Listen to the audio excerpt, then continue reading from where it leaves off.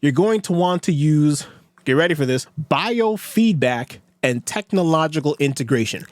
I came up with this really fancy term, biofeedback and technological integration. But all that really means is just use your phone or your computer or your tablet or whatever has you to offload stuff onto. What is going on, everybody? Welcome back to Motivate, Grind, Succeed, the podcast where we empower you to level up your life in the areas of faith, fellowship, fitness, and finance through high performance tips, habits, and everything we talk about is going to be practical every single episode. Guys, if you love what you hear and this has been impactful to you, I implore, I beg, I ask, or I'm just simply telling you, leave a review on the show. Let me know how much you like it. Send me a DM on Instagram. Let me know how much you enjoy the show. It really means a lot to me, and it really does mean a lot to the entire team, as it really shows that we are doing a fantastic job. So with all that out of the way, guys, we're going to talk today. You see the title.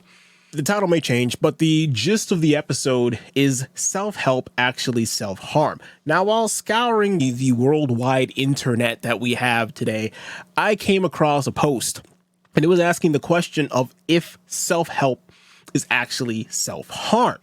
And it got me to thinking, that's a very interesting question. Because a lot of times we go about our day-to-day life, especially in this high-performance space or the self-improvement space, and there's a lot of information going on. There's really a lot of information, sometimes even conflicting information. On one end of the spectrum, you got people saying mental health, love yourself, do this, do that. And on the other end of the spectrum, you got people saying if you're sleeping 5 hours a night, you're sleeping too much. As someone who's been in the personal development space for over half a decade, let me give my 2 cents on it. And so I have some notes here on the side I'm going to be running through here. And I do want to address both sides of the coin. As I said, in my over half a decade of being in this self-improvement, self-development, high-performance kind of space, I have some thoughts. And so I want to address, like I said, both sides of the argument, question, whatever you want to call it. I'm going to start off with the benefits of self-help, obviously, because self-help has gotten me very far in my personal life. And the 3 main benefits that I found that come from self-help, number 1 is empowerment through knowledge. It is incredible how much knowledge there is out there. I already alluded to this earlier, but the amount of knowledge that's out there on the internet, on YouTube, on Skillshare, on Udemy, on just anywhere you can go, forums, and just the internet, and now AI, ChatGPT specifically, in general, there's so much knowledge out there. The question is no longer, what do I need to do? The question is now, how do I apply it? Like, I can give you tips and tricks and all this kind of thing, but it's up to you to apply it now, because the information I give you can go find it on the internet now. It's a matter of how can you apply it to your daily life? How can you apply it to what you're actually doing day in and day out? But that is a big benefit. If you're just getting started, there is so much knowledge out there that it's not a problem anymore for you to be able to find this information because it's all out there. The second benefit that I found of self-help was that there was a bunch of inspiration and a bunch of motivation. If you want someone to inspire you, there's going to be somebody out there at this point in time where somebody is doing what you want to do or similar to what you want to do. So there's no question about who has what I want, who's doing what I want to do. There's no question about that anymore. There's no question about I need to be able to get up enough gusto. Where's my motivation? I take craps on it all the time about the motivational videos because I used to do that. And now I realize just how fruitless that really is. But hey, if you need to do it just to get yourself a little kick to get started, nothing wrong with a little kick of those motivational videos, but do not depend on them. Do not make the mistake that I did and fully depend on them and start watching for 30 minutes, 60 minutes, 90 minutes, 2 hours. Don't do that. But for that initial kick of inspiration so that you can see that what you want to do is in fact possible, highly recommend. Don't be afraid to go look at people, read biographies, read autobiographies, and find out what these people are doing so you can become inspired and motivate yourself to go and actually do things similar to what they are actually doing. And lastly, I already alluded to this a little bit with the first point of empowerment of knowledge, but that's the accessibility of resources. You know how many courses there are? I know people really hate courses. Oh, it's a course, it's going to be an upsell and all things like that. But there are a handful of really good courses out there. And I can't go listing a whole bunch of courses now because everybody comes to this podcast or goes on the internet for a bunch of different information. So I can't just say this is the perfect for this agency, this is the perfect for this market, because I'm not in every market. But what I can say is that there are definitely some people out there that do have people's core values at heart. Not everybody, but a handful of people definitely do. And the way you can access it, YouTube, courses, ebooks, podcasts like this one. There's so much information out there. It's insane. Man, look, anybody can become a content creator. As long as you have a relatively modern phone that has a good camera on it, anybody can become a content creator. Look at TikTok. People are making millions of dollars with literally just their phone and an internet connection, and they're probably still living in their mother's basement, not even paying rent, but they're making 6-7 figures a year on TikTok. Like, there's the accessibility that you have to these things is absolutely insane. And it's crazy. And once you start realizing the vastness, the depth, the breadth, everything of this self-help space, and just how much information there is out there and how many people are willing to come alongside you and help you, in my personal opinion, it's really hard to beat this kind of a space. When you find really good people that are really looking out for you, it's really hard to beat that.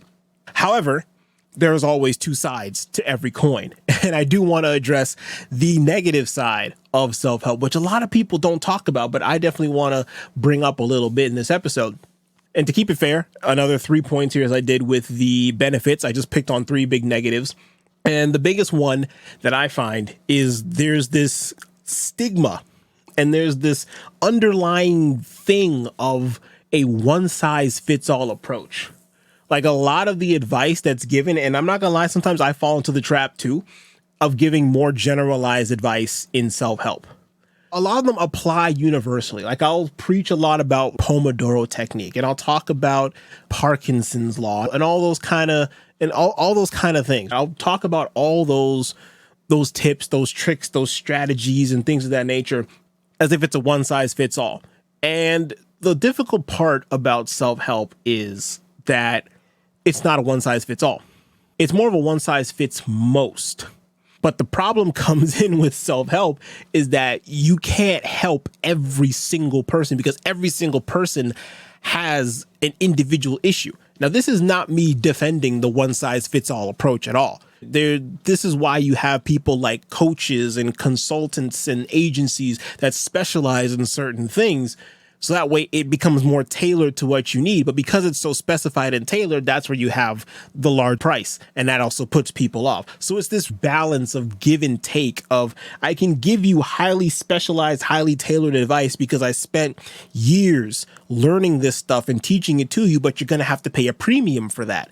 And it's this constant balance. And it's difficult. I'm not going to lie. It's very difficult.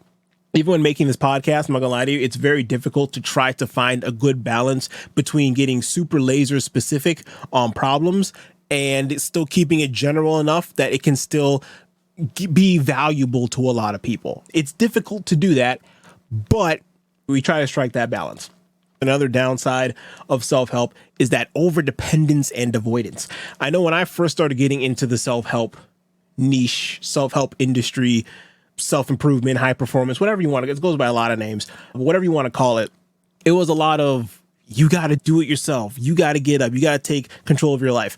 And to an extent, that is very true. You do have to take initiative. You do have to take action. You do have to do things yourself. If you don't, no one's going to come alongside you, hold your hand, and bring you along for the ride unless you pay a coach or an agency thousands of dollars. But the problem comes in is that it can get pushed to a point where I need to do everything myself. And I unfortunately fell into that trap as well, of thinking I need to do literally everything myself. That is why in the past, I don't think I've ever said it in an episode before, but I was very adamant against coaching. I was very adamant against even ever becoming a coach, getting coaching. I'm just going to be 100%. I didn't want coaching. I didn't think I needed coaching. I was like, coaching is way too expensive. I can learn it myself. And the truth is, you can learn it yourself. But what you're paying for is literally a fast track. Now, if you want to be the person who goes ahead and does what I used to do and try to teach yourself things and MacGyver some things and put pieces together for the next 3 to 5 years, by all means, go right on ahead. Or you can just pay somebody who took those 3 to 5 years and teach you how to do it in 3 to 5 months, and then you keep it stepping. It's up to you. But the overdependence and avoidance is a really big problem in the self-improvement space. And unfortunately, I don't have a solution for it except to just find a way to balance between understanding there are some things that I can do and some lessons that I do need to learn. And there are some things that I just need external help. I just need a accountability partner or some kind of a coach or somebody that I could just talk to and they can help walk me through the process. And last, negative side of self-help is the negative self-talk. This kind of stems from that one-size-fits-all approach. I would hear a lot of people saying, oh, real G's wake up at 5 a.m. Real G's wake up at 4 a.m. So I tried doing that. And when I didn't do it, I said, man, I'm not a real G. I don't know if I could be successful. And then I started getting to this rut of I want to get up early. So then I would try to wake up after 5 hours of sleep and then at 4 o'clock and be like, yeah, I woke up at 4 a.m. Yeah, look at me. But then no one would care. And then I would do it for one day, think I was hot stuff.